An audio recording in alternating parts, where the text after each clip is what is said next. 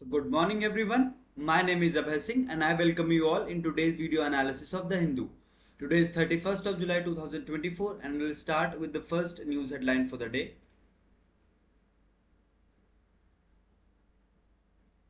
And the first news headline for the day is that there is a natural tragedy, there is an act of God in Wayanad, Kerala. 122 people have lost their lives in this particular landslide. Now let's look into a bit detail. Let's look into a detail. At least 122 persons were killed and 197 injured after multiple landslides flattened some three villages in Vaithri Taluk of the hilly Wayanad district of Kerala on Tuesday. The death toll is expected to climb as more persons are feared dead. As many as 25 mangled body parts were recovered from the Chaliyar river near Pothukolla area in Malappuram district and 4 from Churamala in Wayanad. Now this tragedy is so huge, the tragedy is so huge that uh, till this point of time 122 people have lost their life and it is confirmed from the official record. Now this particular landslide took place in the night around 1 or 2 a.m. in the morning, around 1 or 2 a.m. in the morning. There were total three landslides, and two villages are completely demolished. Two villages are completely demolished except few houses. Except few houses, everything is demolished. So this death toll can rise. This death toll can rise, and PM has announced an ex gratia of rupees 2 lakhs for the people who have lost their life and 50,000 for the people who are severely injured.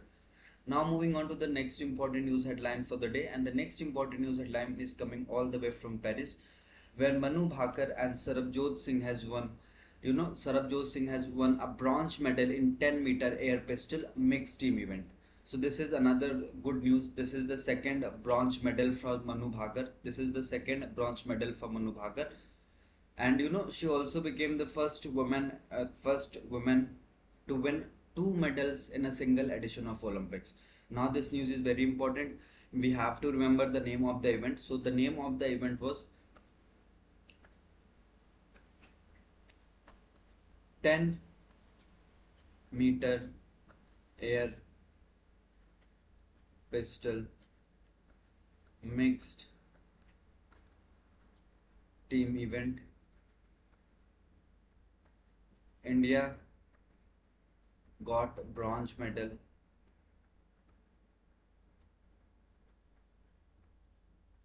Manu Bhaker and Sarabjot Singh.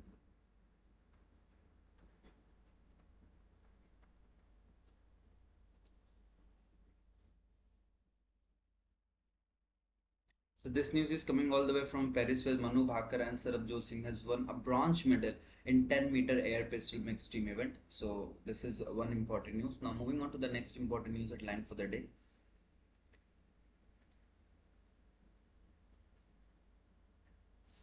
So this is the extension of the news. This is the extension of the news item that is going for the last 3 days. This is related to the event or the civic apathy which took place in Old Rajendra Nagar, and in this civic apathy, three students have lost their life. Three aspirants, and three future civil servants have lost their life. There are various type of inquiries that are going on. The police has arrested that particular driver who was driving that SUV, and we don't understand the reason why that particular person was arrested, because he was driving his SUV on the road and he was authorized to drive his SUV on the road. Now, only few minor arrests have been made. Only few minor arrests have been made. A J and an assistant engineer have been suspended.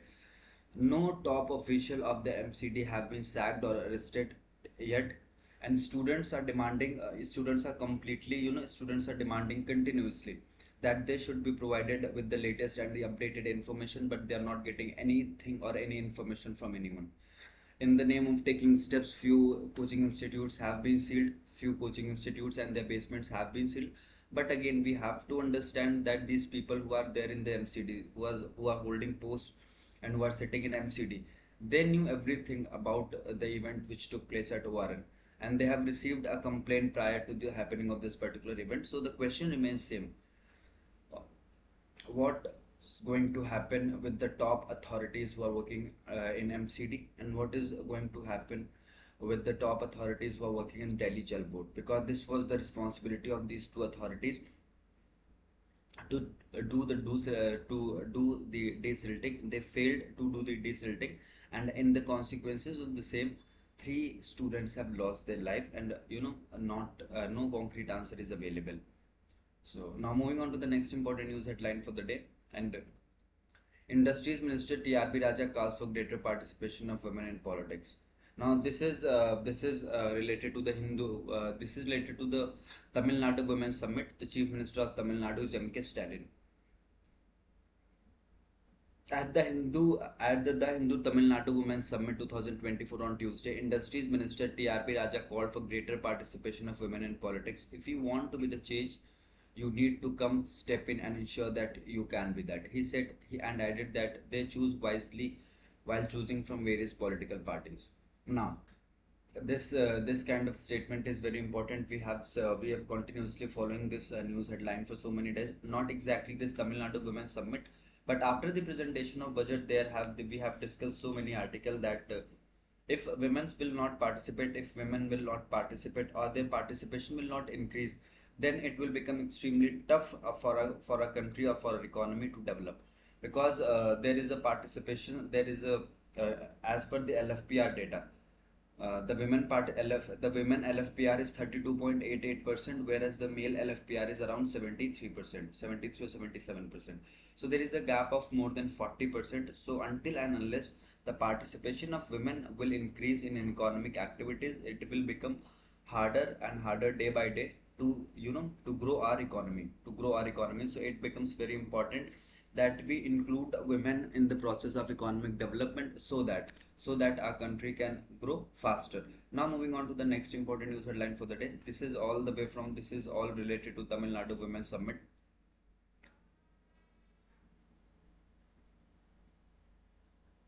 Now this particular news headline is coming all the way from Uttar Pradesh, where the Uttar Pradesh State Legislative Assembly has passes a bill against the law against conversion. Has it now The Uttar Pradesh government has passed this particular bill in the assembly. This and a new terms of punishment have been introduced. The Uttar Pradesh Vidhan Sabha on Tuesday passed the Uttar Pradesh Prohibition of Unlawful Conversion of Religion Amendment Bill 2024, making the law stricter by providing a maximum punishment for life imprisonment for those found guilty of marrying a woman by deceiving her and illegally converting her religion. So basically, this new law makes some harsher punishment for the people, for the accused, or for the accused who are involved in who are involved in deceiving a woman and illegally converting her religion. So this can attract a maximum punishment of life imprisonment and a 20 years imprisonment as well. Now, so the maximum punishment is now life imprisonment, and there's an enhanced punishment of 20 years.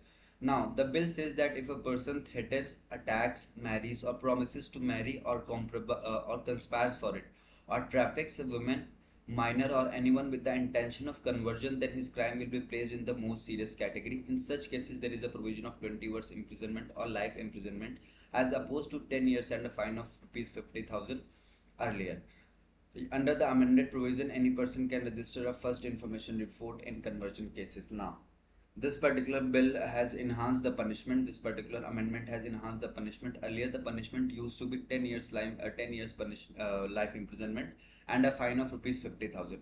But after this amendment, after this 2024 amendment, the punishment has been enhanced. Now the maximum punishment is life imprisonment, and there is also a provision of 20 years imprisonment. And this particular bill is applicable to those accused who have conspired or threatened or attacked, and these kind of activities are done to marry or promises to marry a person with the intention of converting that particular person. So if you are suppose there is a woman Y, and if you have conspired that after marrying Y, you will force him to convert her religion, then you will be prosecuted under this particular act, and you will be awarded a punishment of 20 years and fine as well. So this news is coming all the way from Uttar Pradesh, where a bill has been passed,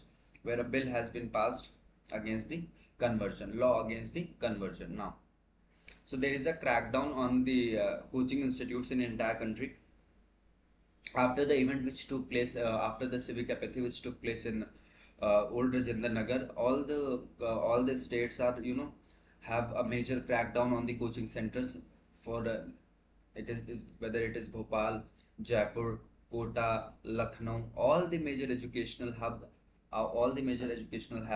are under the scrutiny of the government, because everybody is trying to prevent the kind of event which took place in old Rajendra Nagar. So this is another important news. Now moving on to the next important news. Coastal Karnataka hit by ran landslide. So we have seen one news of landslide from Kerala. Now there is another news of landslide from Karnataka. Excuse me. Heavy rain and landslide were reported in many places in coastal Karnataka and south interior Karnataka on Tuesday. A massive landslide occurred near Harley State in Sakeshpuram in Hassan Taluk on Wednesday night. So in Hassan Taluk, a landslide have occurred. There has been no there has been no casualty. There has been no reported casualty. But again, these kind of natural incidents tells us tells us continuously that we are intervening so much. We are interfering with our environment so much. Now, one news that is coming all the way from Kerala, where 122 people have lost their life, and this data is set to increase. This number is set to increase because there are so many bodies which are trapped in the waste. So we have to understand one thing clearly, that to prevent these kind of mishappenings, we have to give more importance to our environment. Until and unless we give importance to the environment, these kinds of situation will prevail. Now, this next important news headline is related to the new or the latest bill which was introduced in 2024. And the headline for this particular editorial is the headline of this particular editorial is a license charge for digital content creators. Now, we will start what's going to be the fate of digital content creators in India. What is going to be the fate of digital content creators in India? So let's start. Could Dhruv Rathi and Ravish Kumar's YouTube video have influenced voters' preferences in the 2024 general election? So the article start with the question that the digital content creators like Dhruv Rathi or Ravish Kumar's video, a YouTube video, has influenced the preference of 2024 general elections. This question concerns a union government that asserted that it would return it to power with an increased majority, but was voted back as a coalition with a diminished mandate. Recognizing a threat to its power, under the it aims to neutral digital creators under the Broadcasting Regulation Bill 2024. No, so after this horrific defeat in 2024 Lok Sabha elections, the crackdown is anticipated on so many authorities. And another thing which was done to bring this crackdown on the digital content creator is this Broadcasting Regulation Bill 2024. Now let us understand this particular article in a bit detail. We will look into each and every intricacy of this particular article. Let us look at the data. Two CSDS Lokniti surveys provided insight into 642 million voters and 924 million broadband connections. These surveys covered thousands of respondents and highlighting the growing importance of digital media beyond metropolises. The post-poll survey shows that 29% of respondents consume political material every day on digital platforms, with 18% doing so occasionally. While this is less than 42% television, 42%, it surpasses newspaper 16.7% with radio 6.9%. Respondent accessed 35.1%, YouTube 32.3%, Facebook 24.7%, Instagram 18.4%, and Twitter 6.5% several times a day. Now, we have to understand that the amount of data which is consumed through digital platforms is 29%. 29% of Indian consume this political material everyday political material from digital platforms. 29% of respondents. Now, out of this 29%, 35.1% get this information through WhatsApp. 32.1% through YouTube, 24.7% through Facebook, 18.4% through Instagram, and Twitter 6.5%. Now, this data suggests a content election or an influential election with the digital media critical of the Prime Minister challenging the dominance of television news. The widespread use of digital media critical of the Prime Minister also challenges the dominance of television news, which Vanita Kohli Khandekar, an expert on the Indian media, described as catering primarily to the Bharatiya Janata Party voters and being homogenized into one lump.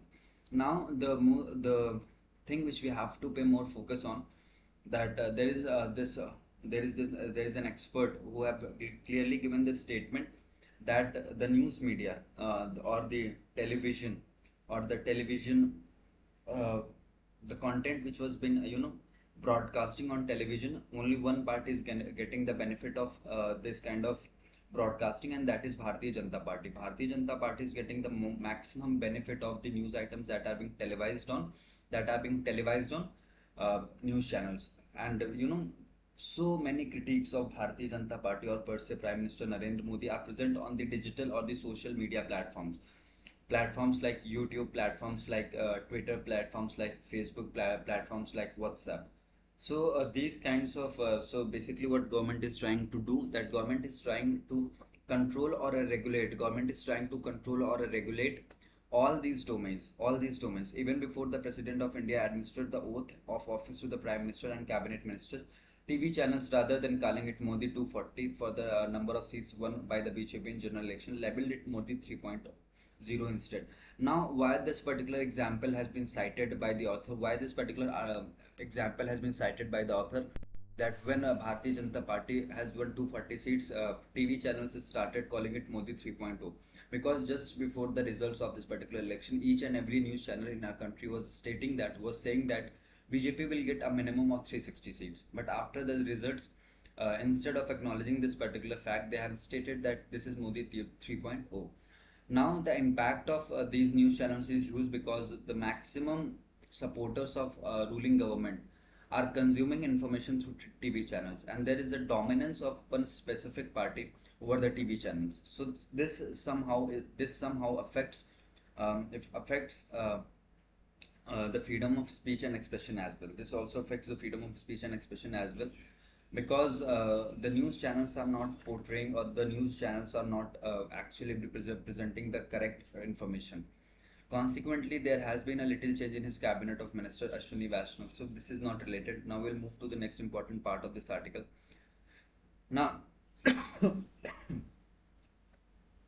it also granted the Ministry of Information and Broadcasting new powers to require registration and block digital news media and all online entertainment streaming app. So basically, this particular bill,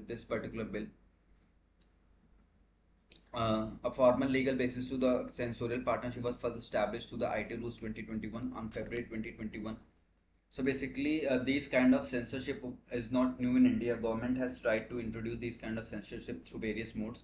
First such attempt was made in 2021 when there was IT Rules 2021 notified. It expanded Ministry of Electronics and Information Technologies power, including a traceability mandate compromising end-to-end encryption, or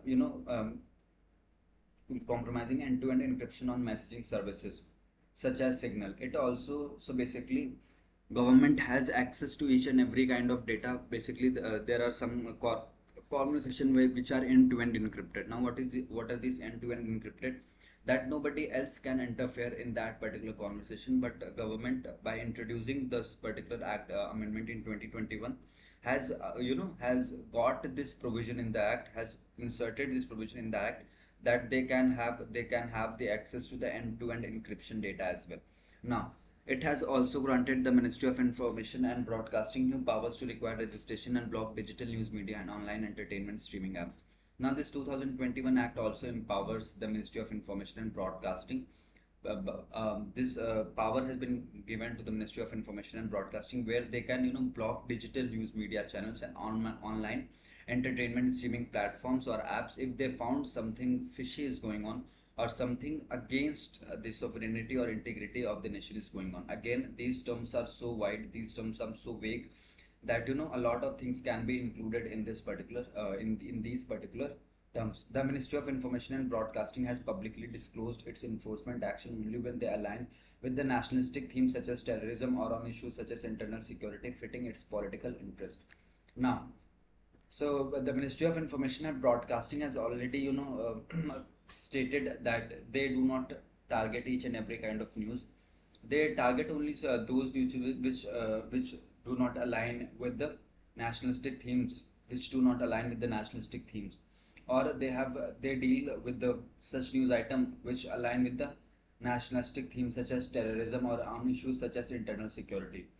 So basically, Ministry of Information and Broadcasting had stated that they basically take actions on activities which promote kind of terrorism or which are threat to internal security. So again, we all know that what is actually going on. Even with IT rules 2021, the Union government was unable to completely control the expanse of digital content. Now, so it expanded them twice. First, on January 28, 2023, it created three grievances appellate committees or GACs headed by officials from the Ministry of Home Affairs, the MIB, and and Ministry of Electronics and Technology. They have heard 1216 appeals and issued 1089 secret orders to online platforms on taking down of or so for the reinstatement of content. Then on April 6, 2023, the IT rules were amended to grant the Union government the power to order the removal of any digital content deemed fake, false, and misleading, which was claimed to be the fact checking amendment. This had been stayed by the Supreme Court of India on March 21, 2024.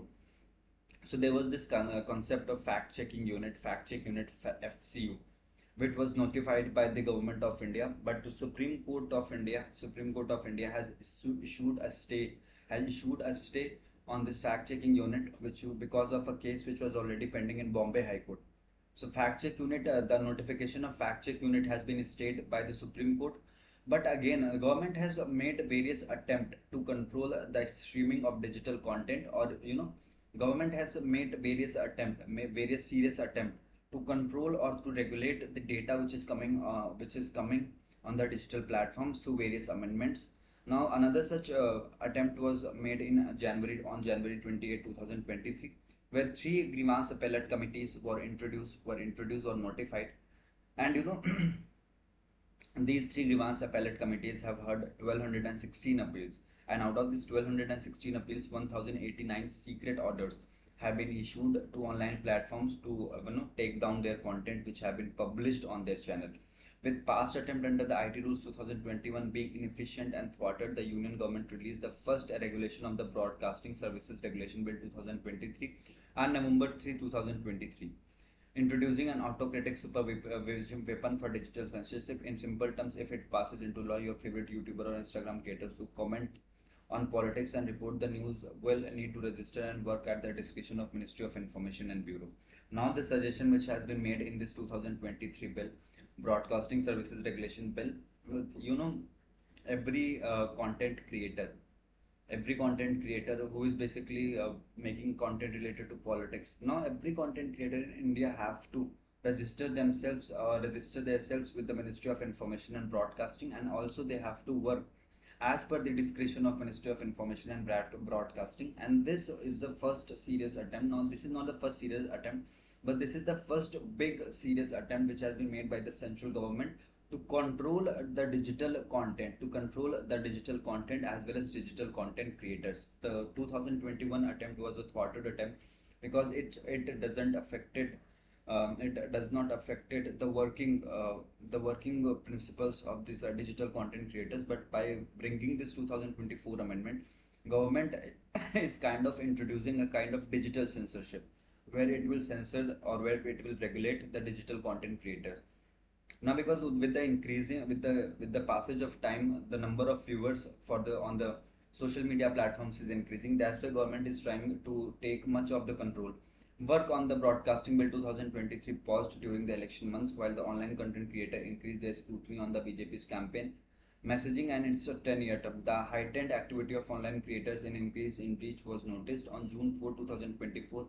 In his first address after the election result, Prime Minister specifically referred to countrymen, influencers, and opinion makers wasting little time. According to a media report, the Ministry of Information and Broadcasting convened a meeting on July 9 for a presentation to stakeholders. Another media report on July 26 mentioned the release of a new draft to stakeholder re-questioned the Broadcasting Services Regulation Bill 2024. So basically, another bill is being introduced by the Parliament, and and the public is not able to access the draft. Only limited number of stakeholders have been given a copy of this particular bill, which is going to be introduced in the Parliament. And they have and one undertaking has been taken from these stakeholders who have got the copy of the bill.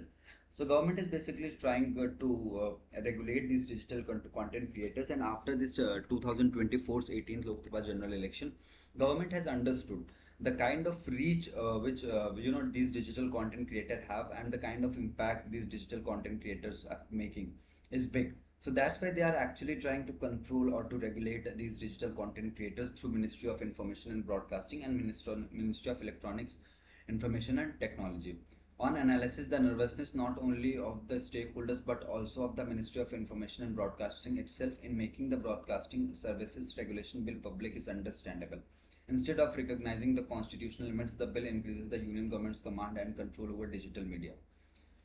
So we have to make a balance. We have to make a balance between the freedom of speech and expression, Article 19, or we can say the fundamental rights, and these kinds of bill, because these kind of bill are providing immense power to regulate the content at any level. I just give one very light example to understand, to make you understand this situation. It is good. There was this provision of emergency in the constitution, but when the emergency was imposed, and after the emergency was lifted, after the emergency was removed, everybody was criticizing that kind of decision making from the government. So again, this particular bill, this Broadcasting Services Regulation Bill 2024, is not actually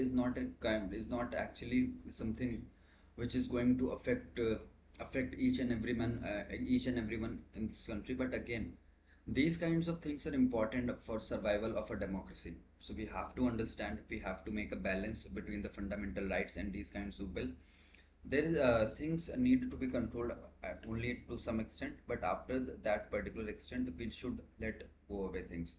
Now, this is the only important thing under this particular article, that how the government of the day is trying to control a different aspect of the social media, and the government is trying to control those institutes from where they are facing maximum criticism.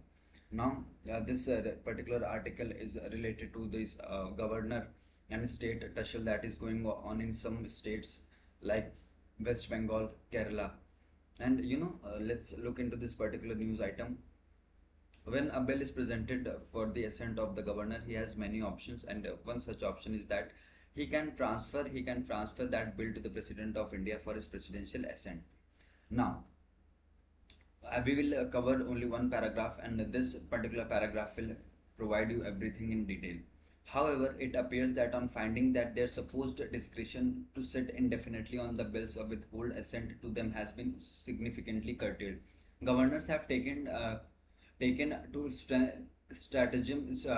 stratagem of sending bills they disapprove of the president for consideration. Now, the first point which author is trying to make here is that when the governors do not want to approve any bill, they send that particular bill for presidential assent. When the president refuses assent based on the advice of the union government, now it is quite clear that president works on the aid and advice of council of minister, and who is the head of the council of minister? Prime minister. So indirectly, president works on the aid and advice of the council of minister. Governor is appointed by the president of India. Governor is appointed by the president of India. Again, governor works on the aid and advice of council of minister, which is headed by the prime minister. So things are very correlated. Now, when a governor does not want to pass any bill, what he or she does, that they will transfer that particular bill for presidential consideration. Now again, president works on the aid and advice of council of ministers, which is headed by the parliament, which is headed by the prime minister. Now, what cannot be done directly is being done indirectly. Now, central government has no authority over these laws. But again, by using this indirect method, by using this indirect gate, by using this indirect route, the parliament is interfering in these state laws. because this is the settled principle. This is given in the constitution that president works on the aid and advice of council of ministers which are headed by the prime minister. Now moving on, when the president refuses assent based on the advice of the union government, there is no resource left for the state legislature. Now once the once the parliament has given advice to the to the president, once the parliament has given advice to the president that you cannot give or you do not need to give assent to that particular bill, then state legislature does not left with any option. They do not have any options. Now this has given rise to the question whether the provision for reservation of some bills for the president's consideration is being misused for subverting federalism. In other words, the center is given a contrived veto over state laws, something not envisaged in the constitution. Now so there is an indirect veto that has been conferred upon the parliament, and that particular veto, is basically exercised to indirectly exercised to the president. Now after president has decided that he or she will not give assent to that particular bill, that particular bill become like a dead rubber. Nothing will happen, nothing will happen. So states become optionless, they do not have any option. So that's why these things are important, because somehow they are directly or indirectly affecting the thread of federalism in India. And in India, the powers are divided very beautifully. There is no need to intervene. There is no need to intervene the domain of other states. So we have to understand one thing, that what cannot be done directly, what can not be done directly, can also not be done indirectly. So basically, if government of the day, if the union government cannot interfere, if the government is not allowed to interfere in the domain of state laws, then it should not interfere in the domain of state laws through President of India and through the Governor and President of India. It is worth recalling that in the Punjab case, the court ruled that governors do not have a veto over bills, and that whether they withheld assent, they were bound to return the bill to assembly. And if if the assembly adopted the bills with or without amendments, they were bound to grant assent. Now, basically, in this Punjab case, where this petition was filed in the Supreme Court has clearly given the order that governor do not have a veto power. They cannot sit on the bill for the indefinite period of time, and they cannot withhold assent for the indefinite period of time. What they can do is they can return the bill to the assembly for the recommendations, and if the assembly has passed the bill again, then the governor has only one thing. Then the governor can do only one thing. Then he is bound to grant the assent to that particular bill. So there are various examples which have been explained that how the government is trying to how governor is playing a major role. The inaction on these bills range from 23 to 10 months. Now there are various bills which has been with the governors for like a period of 10 to 23 months, which is quite huge. Now we are moving to the next important news again. Just understand one thing: the powers of governor, the powers of president, and the power of union government to affect the decision making of a state. We have to understand only this much कि state की क्या responsibility होती है, governor की क्या responsibility होती है, president की क्या रिस्पॉन्सिबिलिटी होती है, और पार्लियामेंट की क्या रिस्पॉन्सिबिलिटी होती है. स्टेट ने कोई लॉ बनाया, उसने लॉ को गवर्नर के पास भेजा एसेंट के लिए. गवर्नर ने बहुत टाइम तक अपने पास वो पर्टिकुलर बिल होल्ड किया. अब governor is appointed by the president of India. Governor is appointed by the president of India on the aid and advice of council of ministers which are headed by the prime minister. So now the governor can pass this bill to presidential assent. Now these are the indirect methods which are used by the central government. Not exactly, we are not alleging someone, we are not raising some sort of accusation, but again, these are the various things which are done, and it will indirectly, it is going to impact it, or it is going to affect the thread of federalism in a very long run. So this is not good for our democracy.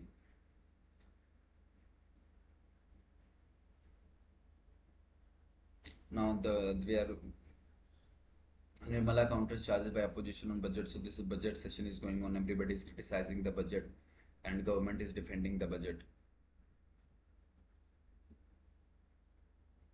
So every neighboring state of Kerala is affected with this particular news, and they are trying to help as much as possible They are providing as much help as possible, and the things are going the things are going to change drastically in the state of Kerala because of this tragic event. And Kerala has declared a state mourning for 2 days. State mourning for 2 days. And Prime Minister of India, Mr. Narendra Modi, has called the Chief Minister of Kerala, and he has assured that every kind of possible help will be provided to the Kerala or to the affected region.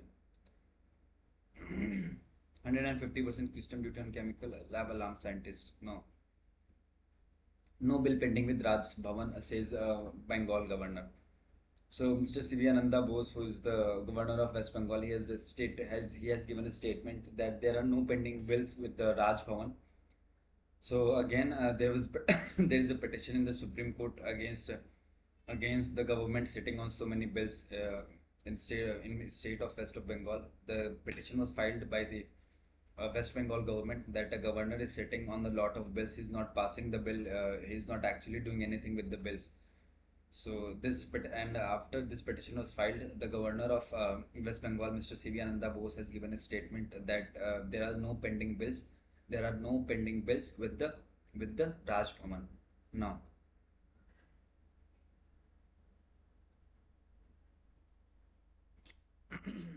no, there has been a protest. There has been a protest in Venezuela after Maduro has won the Nicolas Maduro has won the elections. And people have started questioning that electoral process. People are saying that this is a vote fraud. This is a vote fraud. Why this is being called a vote fraud? Because some many persons are saying that he was not supposed to win the elections. He has got less vote, but by doing this vote fraud, he has won this election. Now, Iranian reformist Masoud Pezeshkian has been now officially sworn in as the ninth president of Iran. Masoud Pezeshkian has become the ninth president of Iran, and he has been appointed.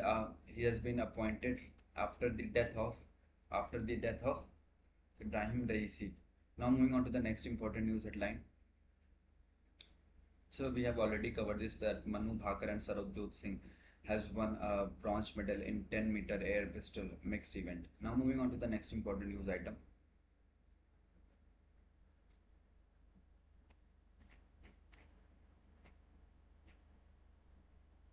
So again, yeah, with this we have completed the news analysis of 31st of July 2024. 31st of July 2024 we will start. Today is the last day of July 2024. So if you have any questions from the month of July, then do punch in your questions in the comment section. We will definitely look into those questions. And with this, we have completed the news analysis of 31st of July 2024. Thank you so much for watching today's video analysis. We will meet in another session tomorrow. We'll meet in another session tomorrow. Till then, thank you so much. Bye bye.